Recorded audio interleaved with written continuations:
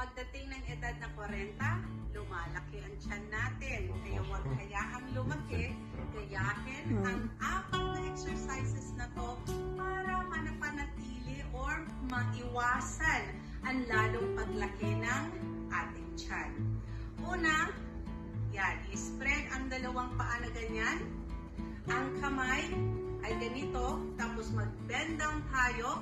Pero pag nag-bend down, huwag ganyan ang tuhod, kundi ang puwet ay ganyan at ang likod diretso.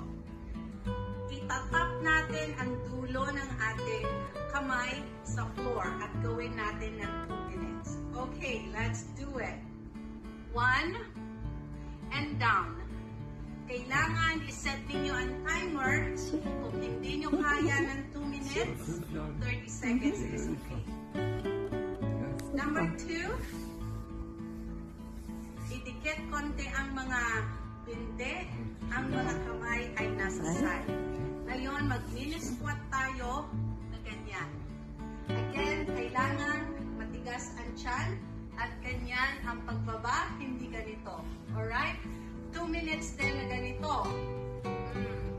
Very nice. Hindi lang ito nagpapaliit ng tiyan, kundi nagpapalaki ng puwet at nagpapalakas ng mga hita natin. At pati rin ang puso, nagbobomba ng mas malakas. 2 minutes din. Pagkatapos dito, itaas ang 2 kamay, tapos, yan. Dahan-dahan mo lang gagawin. Huwag mong pipilitin. Magpahinga kung kailangan. 2 minutes din na ganito. At ang pinaka-last, mag-dip squat tayo. Kailangan ng upuan para may guide. Pero huwag kang uupo. Kailangan ang puwet ay ma-feel niya yung upuan, tapos tayo. Ang mga kamay ay nandito sa side. Pag uupo or mag-squat down ka, itaas ang 2 kamay.